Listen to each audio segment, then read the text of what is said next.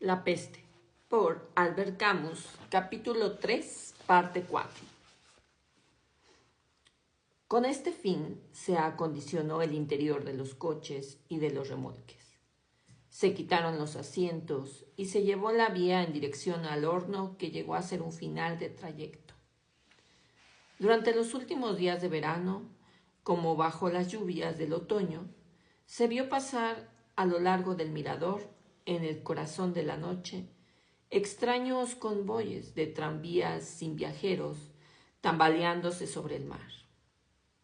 Los habitantes terminaron por saber lo que era, y a pesar de las patrullas que impedían la entrada al mirador, algunos grupos llegaban a trepar muchas veces por las rocas que estaban sobre el mar y arrojaban flores por donde pasaban los tranvías. Escuchábamos entonces los vehículos que sacudían en las noches de verano, con su cargamento de flores y de muertos.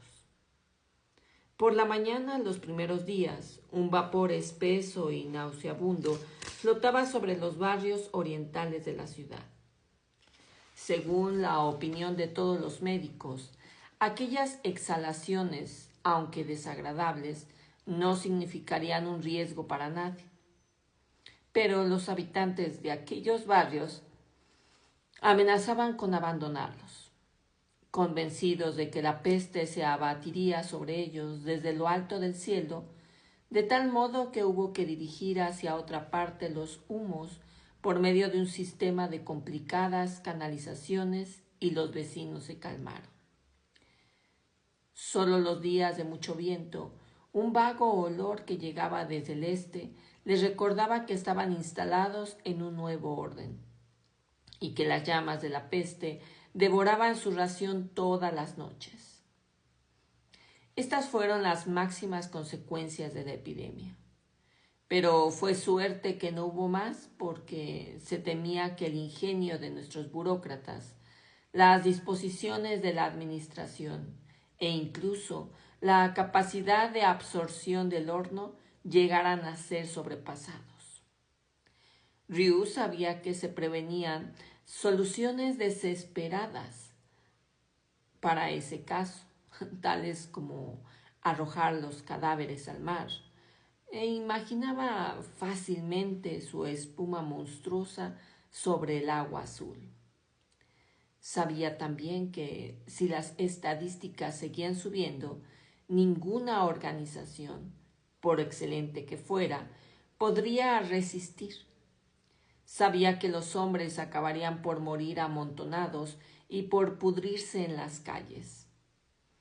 A pesar de la administración, y que la ciudad vería en las plazas públicas a los moribundos agarrándose a los vivos con una mezcla de odio legítimo y de estúpida esperanza.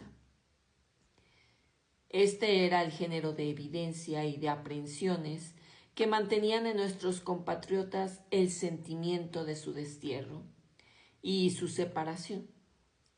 A este respecto, el narrador sabe perfectamente lo lamentable que es no poder relatar aquí nada que sea realmente espectacular, como por ejemplo algún héroe reconfortante o alguna acción brillante, parecida a las que se encuentran en las narraciones antiguas.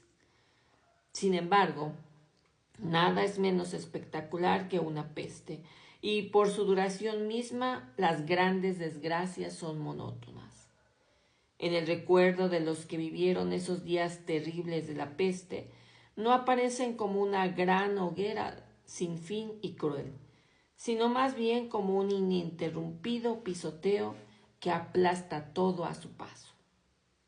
No, la peste no tenía nada que ver con las imágenes arrebatadoras que perseguían al doctor Ryu cuando inició la epidemia. Era ante todo una administración prudente e impecable, de buen funcionamiento. Así pues, dicho sea entre paréntesis, por no traicionar nada y, sobre todo, por no traicionarse a sí mismo, el narrador tiende a la objetividad. No quiso modificar casi nada en beneficio del arte, excepto en lo concerniente a las necesidades elementales de un relato coherente. Y esa es la objetividad misma la que le obliga a decir ahora que si el gran sufrimiento de esta época, tanto el más general como el más profundo, era la separación. Y sí, es indispensable, en consecuencia, dar una nueva descripción de este. En esta etapa de la peste, no es menos verdadero decir que ese mismo sufrimiento, por sí mismo, perdía en tales circunstancias mucho de su patetismo. Nuestros compatriotas, aquellos que sufrían más con la separación, ¿se acostumbraron a una situación tal?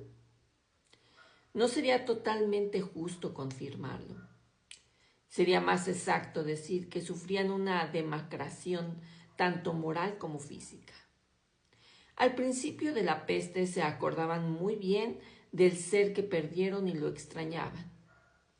Pero si recordaban claramente el rostro amado, su risa del día en que reconocían que era dichoso, difícilmente podían imaginar lo que el otro estaría haciendo en el mismo momento en que lo evocaban, en lugares ya tan remotos. En suma, en ese instante no les faltaba la memoria, pero la imaginación les era insuficiente. En la segunda etapa de la peste terminarían por perder la memoria también. No es que hubiera olvidado su rostro, no, pero si algo que es lo mismo, ese rostro perdía su carne, no lo veían ya en el interior. Y entonces, al quejarse durante las primeras semanas de que su amor tenía que entenderse únicamente con sombras, se dieron cuenta poco a poco de que esas mismas sombras llegarían a descarnarse más, perdiendo hasta los ínfimos colores que les daba el recuerdo. Al final de aquel largo tiempo que llevaban separados, ya no se imaginaban la intimidad que había entre ellos, ni el hecho de que pudieran vivir a su lado un ser sobre quien podía en todo momento poner la mano.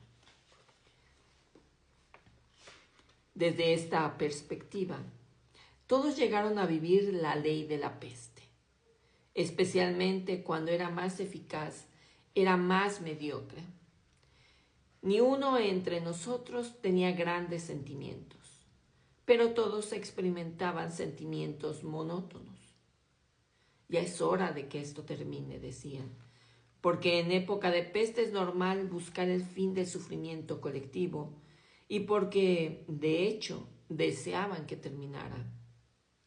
No obstante, todo se decía sin el ardor ni la actitud de los primeros días. Se decía solo con unas pocas razones que nos quedaban todavía claras y que eran muy pobres. Al grande y furioso impulso de las primeras semanas sucedió un decaimiento que sería erróneo tomar por resignación, pero que no dejaba de ser una especie de consentimiento provisional.